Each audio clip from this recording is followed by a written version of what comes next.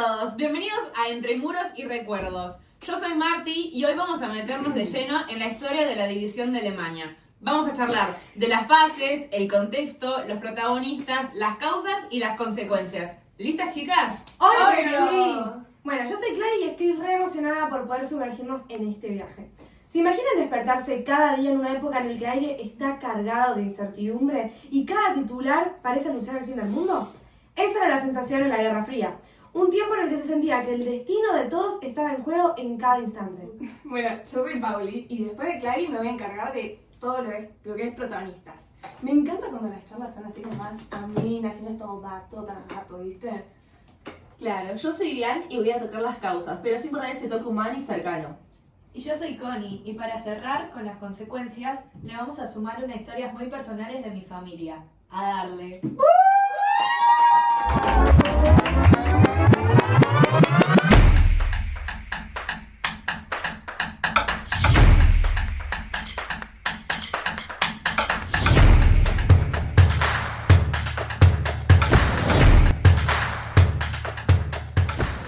Bueno, arranco yo con las fases. Después de la Segunda Guerra Mundial, Alemania quedó destrozada y las potencias vencedoras, como Estados Unidos, Reino Unido, Francia y la Unión Soviética, decidieron dividirla en zonas.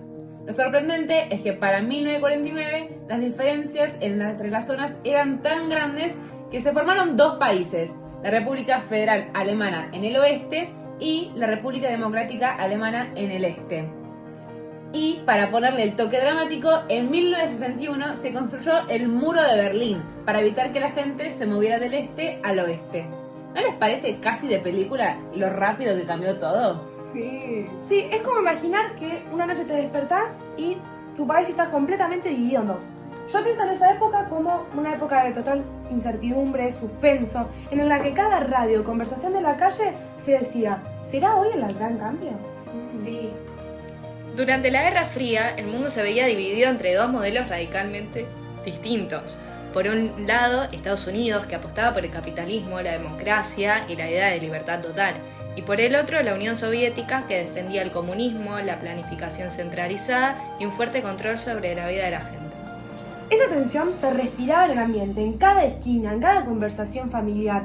De hecho, cuando los abuelos de Marty nos estaban contando sobre su experiencia, se notaba que vivieron como una especie de adrenalina que era constante, como si cada minuto pudiera ser el comienzo de algo catastrófico.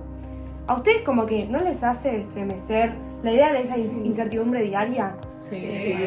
Es increíble como a pesar de todo ese miedo que está viviendo, la gente seguía encontrando y consiguiendo esas ganas de amar, ese amor, esa fuerza para reír. Sí, la verdad, Clary, lo que nos contás nos lleva directo al corazón de esa época. Cada noticia y cada comentario en la calle tenía que estar lleno de angustia, pero también de esperanza, ¿no? Claro. Claro, exactamente. Hace poco grabamos una entrevista con mis abuelos y se nota cómo el ambiente de esos días se vivía en carne propia. Escuchemos un poco. El día de hoy vamos a estar hablando sobre unas preguntas sobre la Guerra Fría. Primero, ¿qué sabían ustedes sobre la Guerra Fría cuando estaba ocurriendo? ¿De qué se acuerdan? Bueno, cuéntenme la edad que tenían ustedes cuando empezó en el 47 y cuántos años tenían en el 91. No estábamos en el 47, nacimos ambos en el 49. En el 91, ¿cuántos años teníamos? 42. 42 años en el 91. Sí. En el 89 cayó el muro de Berlín y después, se fue resociando todo, ¿viste? Uniéndose las dos Alemanias. Eso es lo que me acuerdo. Y, bueno, desesperada para ir a Alemania Occidental porque ahí el que trabajaba podía vivir bien, ¿viste? Sin persecución política ni nada, porque para salir de una a la otra estaba el muro, no te dejaban, era bastante complicado. Claro. Muy complicado. Es más, si querías hacerlo, te mataban al intentarlo. Claro. no se acuerdan nada, no se aparecía en la tele, si en la radio, en el diario. Fría, y era más que nada todas cuestiones de espionaje, viste, que querían saber lo que, como estaban aislados, había un montón de espías por todos los lados, para saber qué era lo que estaban haciendo los occidentales y lo que hacían los orientales, que así habían dividido el mundo, ¿no? En ese entonces. Yo no recuerdo ver nada por televisión. Yo la verdad no lo Sí, yo he visto películas de espionaje un montón, pero Claro, pero así en el noticiero como no se hablaba.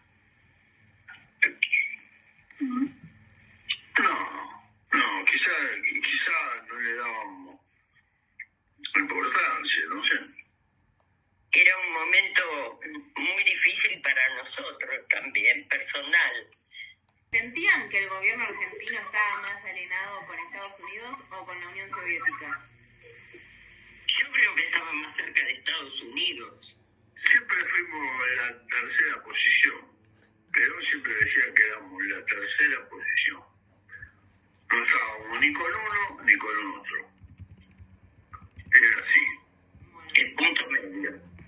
¿Recuerdan algunos acontecimientos importantes en Argentina relacionados con el comunismo o el anticomunismo? El comunismo existía medio oculto, digamos. Viste, los compañeros de trabajo, ¿no? Cuando entré en la empresa había muchachos que vendían la Vanguardia, creo que se llamaba, un diario de los comunistas, ¿viste? Pero no le dábamos bolilla. La mayoría no le daba bolilla. Porque la inmensa mayoría, ¿viste? Nunca entró el comunismo acá, porque es así. ¿Cómo ven hoy a la distancia el impacto de la Guerra Fría en la historia de Argentina? O si no, en la historia mundial, sino cómo le afectó a Alemania esa división que vamos a hablar nosotras y todas esas partes. Y a Alemania le costó reintegrarse después, porque aparecieron millones de personas que querían trabajar en la otra parte, en la parte occidental, ¿viste? Afectó, hubo revueltas, no había lugares para vivir, hasta que se tiró el muro y bueno, la gente vivía en Alemania Oriental y trabajaba en Alemania Occidental. Bueno, ¿qué mensaje le darían a los jóvenes de hoy sobre lo que vivieron en esa época? Que no se vuelva a repetir, porque la vida es una sola. No tendría que haber guerras, separaciones, nada. Porque cuando te querés acordar, se te pasó la vida. Es así de simple. ¿Piensan que todavía existen tensiones frías entre países en el mundo actual? Sí, indudable. Sí. Eso es indudable. ¿Recuerdan si sentían miedo o preocupación por un conflicto mundial? Sí, yo tenía miedo por un conflicto, una tercera guerra mundial. Sí, porque se hablaba mucho de la bomba atómica en ese tiempo, ¿viste? Y muchos países habían desarrollado toda esa parte. Después de lo de Hiroshima y Nagasaki, ya casi todos los países habían logrado desarrollar las bombas atómicas, ¿viste? Sí, había miedo. ¿Hubo cambios en la vida cotidiana como controles, censura o miedo por el contexto internacional? No, por el contexto internacional no hubo controles de la dictadura, que fue del 76 al 82, 83. ¿Qué pensaban en ese momento del comunismo y del capitalismo? Y la tendencia era más capitalista, porque los argentinos no somos comunistas, ni tenemos esa tendencia, porque ninguno quiere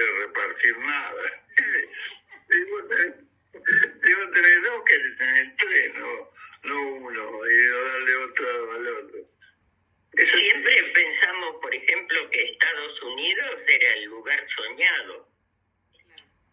La política ahí fue siempre capitalista. No nos identificábamos con el comunismo, ni ahora tampoco. Mi papá eran polacos, pasaron la Primera Guerra Mundial y un poco de la Segunda. Su papá, es decir, mi bisabuelo, tenía padre alemán y madre polaca. Su mamá, mi bisabuela, tenía padres polacos y todos ellos eran católicos, quienes pasaron toda la Primera Guerra en la actual Polonia, donde siempre intentaban de escapar de la violencia de la guerra. En la Primera Guerra Mundial se escondían abajo los sótanos que tenían con los animales. Los animales, que no estaban directamente en el frente de batalla, solían ser alojados en instalaciones más seguras, como los sótanos. Estos espacios subterráneos se utilizaban principalmente para proteger a los animales de los bombardeos aéreos y los ataques de artillería, ya que el daño en las superficies externas podía ser devastador. En ellos se encontraban animales como los caballos, las mulas, entre otros. Después a mi papá, cuando salió que tenía que ir a pelear, mi papá por miedo se escondió entre los muertos que llevaba. Habían matado a mis tíos y los colgaron en la Plaza Mayor, porque mi tío era militar y la señora. Claro. Después tuve un hermanito que murió ahí en el Puerto Malfrío, que estaban con trineos, sí. Claro.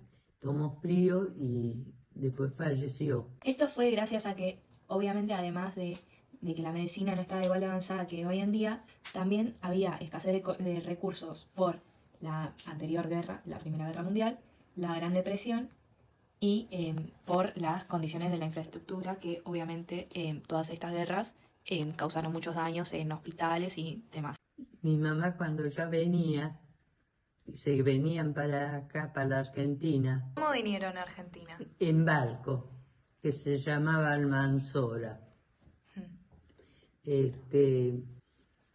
Lo pusieron en, ¿cómo es que se llama? Ellos vinieron para Argentina y mis tíos se fueron a Nueva York. Y cuando llegaron... ¿Qué tíos? Porque los tíos, no, ¿Otros? los otros tíos, sí. Se fueron para Nueva York y mi mamá y mi papá vinieron a la Argentina en barco. Que se pudieron comprar los boletos, todo normal. Se pudieron comprar Sí. pasaje para venir. Y después vinieron en la Argentina y estuvieron en el puerto, días los ponían ahí.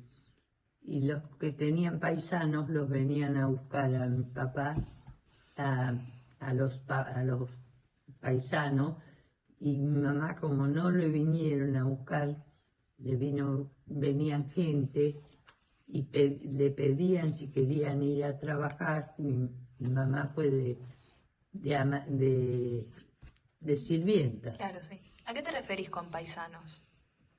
Los paisanos que habían venido antes estaban acá. La gente que daba trabajo. Claro, Ah, bien. como a mi mamá no le dieron, Claro, le dieron después. lo vinieron a buscar. Mi papá vinieron con los documentos y hubo una inundación donde vivían y los perdieron. Y mi mamá los pidió a Polonia por el cónsul. Y le dijeron a los pocos días que no había nada en Polonia, estaba toda destruida. Esa sensación, esa mezcla de miedo, de resiliencia, es lo que hace tan fascinante y a la vez tan doloroso de recordar.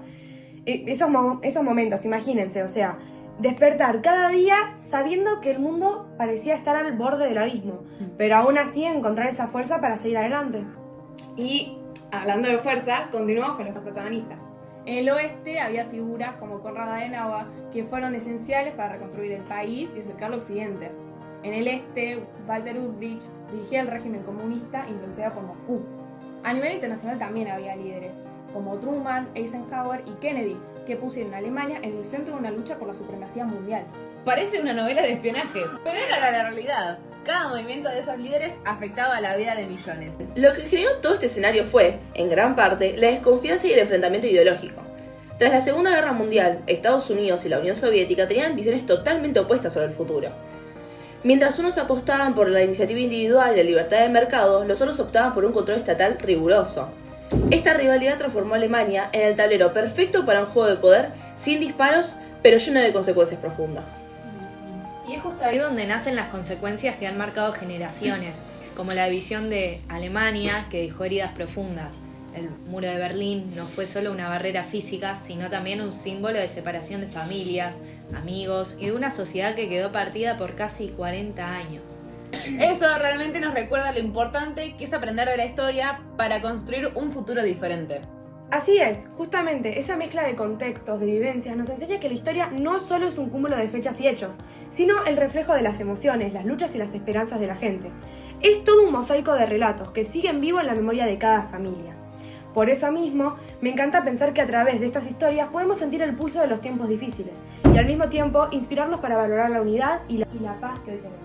Sí, en definitiva, Clary, estas experiencias nos muestran lo conectados que estamos todos, a pesar de los modelos y las divisiones. Exacto, y es la invitación a reflexionar sobre cómo las decisiones de hace décadas continúan impactando nuestras vidas. Y gracias a estas historias podemos preguntarnos, ¿qué lecciones podemos aplicar hoy para evitar repetir errores del pasado?